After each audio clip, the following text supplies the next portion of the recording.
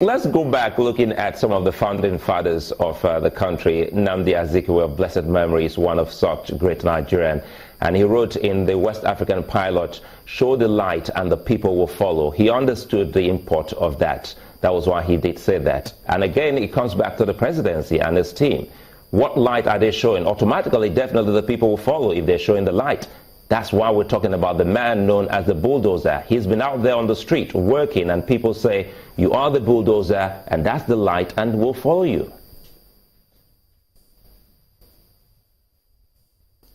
If you watch what's going on now, take for instance, the Tenders Journal.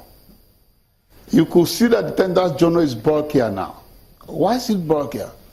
Because President Muhammad Buhari had told all the ministries, departments and agencies, you must advertise and follow the procurement process. As we have always said, democracy is not a revolution. It's no more the president that could say immediate effect. He's saying this is the rule of law. And that in a trickle of months that is coming, you will see the deliverables.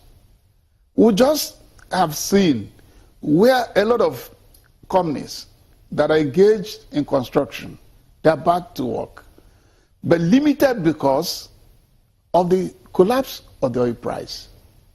It's unfortunate that we depended on a mono economy, where we relied on crude oil, and if it gyrates at the international market. But your party was aware of all of that. I mean, your party knew, the APC was aware the prices of oil were already falling before when they were asking for the votes of Nigerians. And some of the things, some of the lofty promises that your party made, Nigerians did ask, how are you going to fund it? The only answer we got was that you're going to cut corruption, you're going to stifle corruption, and that the monies will be used or invested to try and get back the Nigerian economy. How come we're now being told about how Nigeria is a mono economy? Nigeria has always been a mono economy. No. Get it right. Let me give you an example of the little agency where I was appointed to manage. The Voice of Nigeria used to have 8 transmitters working, giving news across the globe for 24 hours. In spite of all the big budgets of the previous years, it's only 6, the 2 that is working. 8 crashed. 6 crashed, you mean? 6 crashed. It's only 2 that is working. When on the air, only 6 hours. And when Mr. President called me for an assessment of where I went to, and I told him, he was shocked. So the point is that we were aware, but we didn't know how deep the rot is. Do you know that when some monies were paid, the major construction companies told the government of Nigeria that they were not paid since 2014. Some, like Julius Berger, had gone over 200 billion, and the little money you got, you paid like 20 or 13. Julius Berger said, where do we start from? You want us to be back to work? We had thought that the debts were very narrow. The debts are not narrow. Do you know that the joint venture oil companies, go and ask them, since 2012. So the point is that you cannot, in any circumstance, think that somebody will make defense money budgeted for procurement as a slush fund, a bank slush fund, that it went to people's hand. Were you not there?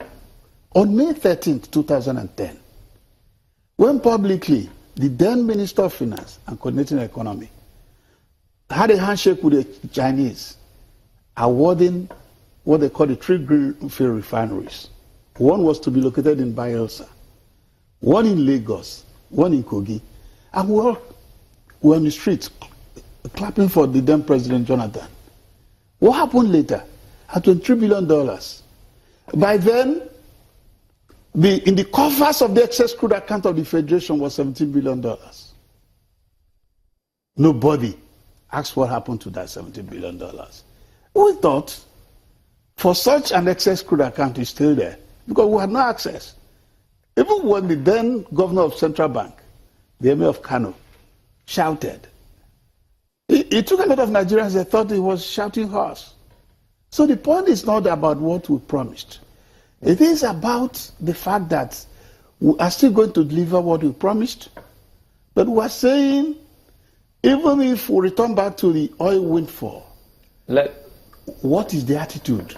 Just let me comment again here, Mr. Okechukwu. The thing here is that for Nigerians, but very quickly here about the Tenders Journal, a point here is that was introduced by President Goodluck Jonathan. Perhaps maybe it wasn't out there. I still recall it was President Goodluck Jonathan who introduced the Tenders Journal.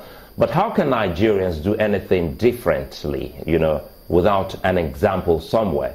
If you don't, maybe it's like the home, the father figure. If you have a father who's not that good, how can the child learn anything good? So perhaps we should have someone who's like a mirror for us to see. Are we getting that from the government?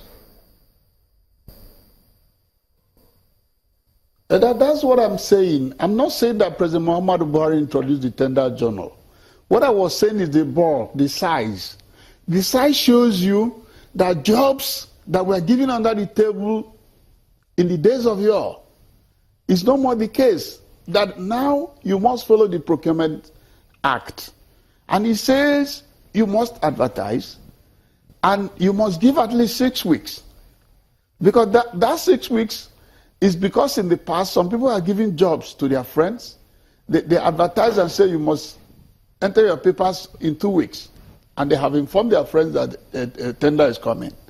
They don't want that. So if you have those timings and the deliverables, don't forget as well that there's also the law also says that you cannot mobilize more than 15%. So if you have to follow the rules, it will be as if you are slow. But President Muhammadu Buhari is not slow. It's about following the rules of the law. If he doesn't, at the same time, we'll come back to do studio, where some people will say he has returned to his dictatorial era as a military head of state, that he doesn't obey the rules, that he's giving jobs to Mr. Osita Okechukwu and the others as he wants. He doesn't want that. But we're saying the fullness of time, the Nigerian people will come to realize what we're doing, because transparency is on the doorstep. Earlier, you spoke about how, when Nigerians leave the shores of this country and go to other countries, especially Western countries, they immediately conform with the rules there. It looks like there are unspoken rules and everybody seems to conform. But then, people will say that has been done by years of law enforcement not shying away from their responsibilities, so much so that that has now become the traditional, that has become the culture, as it were. Are we trying to shirk our responsibilities, or do you think that the law enforcement agencies will be shirking their responsibilities if we're thinking that preaching, as it were, or exhortation will work in this particular matter?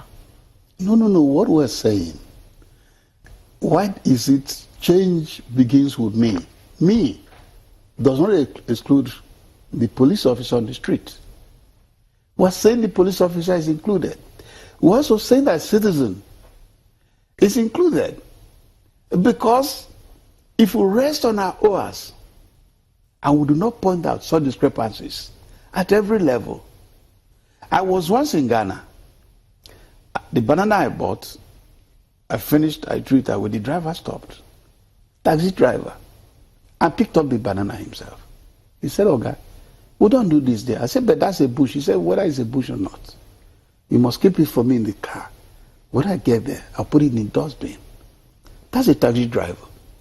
So we're not saying that is an overnight message, but it's a message that have driven other countries of the world where they are, where everybody collectively, you see the other as a partner, you see the other as also policing. It's not only because you're in police uniform. That's the message. The message is that there must be a rebirth, that will have ethos. There must be a rebirth, but then people also argue that there has to be consequences for, actions or inactions, as it were. Yes. Does this come with some consequence? Yes. If people refuse to, abide by the laws, for instance? The problem we have is what we're trying to deal with. The facts on the ground is that some people will say it's not going to work because it's in their favor if it doesn't work. They have benefited in the past. Where was every man to yourself? God's for all of us. And we're saying no. You are not a nurse. and you're driving by, you see somebody who had an accident, please be of help. You don't need to be a nurse to do so. You don't need to be a policeman to report an issue. That is what we're saying. We're saying that it might not be finished. And if it finishes under Buhari's 8 years or 4 years, that is not even the change we're talking about. Nigerians have always been... The change had to be a change that is consistent. With that instance that you gave, Nigerians have always been law-abiding. They've always done their own part, as it were. Have you looked at some of the obstacles in the path that stops them from doing the right things in certain circumstances? For instance, you talked about reporting or helping an accident victim. Have we talked about the fact that police reports are sometimes demanded, and that when you do a good deed, it could sometimes backfire? Have you looked at the circumstances around them? Yes. We have? Yes, we have. You ask yourself, why was an AIG made an Inspector General by President Muhammadu Buhari? He went through the records. The present IGP had only one house that could be traced in Lube. Why the rest DIG that people were promoting more than him? Immediately Mr. President saw their properties. He wept. I want to say this because it seems, because Mr. President is not a talking type. Nobody wants to tell anybody the truth anymore.